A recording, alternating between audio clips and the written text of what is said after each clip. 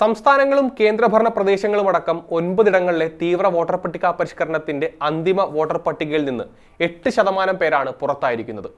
ഫെബ്രുവരി 21-നാണ് രാജസ്ഥാൻ, മധ്യപ്രദേശ്, കേരളം, ആൻഡമാൻ നിക്കോബാർ, ഛത്തീസ്ഗഡ്, ഗോവ എന്നിവിടങ്ങളിലെ അന്തിമ പട്ടിക പ്രസിദ്ധീകരിക്കുന്നത്.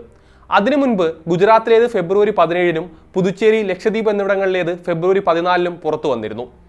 ദ ഹിന്ദുവിന്റെ റിപ്പോർട്ട് അനുസരിച്ച് 1,70,28,514 പേർ അല്ലെങ്കിൽ 7.93% പേരാണ് പുറത്തായിരിക്കുന്നത്. ബീഹാറിലേതിന് പിന്നാലെ 2025 ഒക്ടോബർ 27-ന് SIRന്റെ രണ്ടാം ഘട്ടം പ്രഖ്യാപിക്കുമ്പോൾ ഈ 6 സംസ്ഥാനങ്ങളിലെയും 3 കേന്ദ്രഭരണ പ്രദേശങ്ങളിലെയും ആകെ വോട്ടർമാരുടെ എണ്ണം 21,45,62,215 ആയിരുന്നു. അതിൽ നിന്നാണ് നേരത്തെ പറഞ്ഞ അത്ര പേർ പുറത്തായിരിക്കുന്നത്. ഗുജറാത്തിലാണ് ഏറ്റവും അധികം വോട്ടർമാർ നീക്കം ചെയ്യപ്പെട്ടിരിക്കുന്നത്. 13.4% കണക്ക്. കേരളത്തിലാണ് ഏറ്റവും കുറവ്, 3.22%. കേന്ദ്രഭരണ പ്രദേശം എടുത്താൽ ആൻഡമാൻ നിക്കോബാർ ആണ് മുൻപന്തിയിൽ. 16.87% വോട്ടർമാരാണ് അന്തിമ പട്ടികയിൽ നിന്ന് പുറത്തായിരിക്കുന്നത്.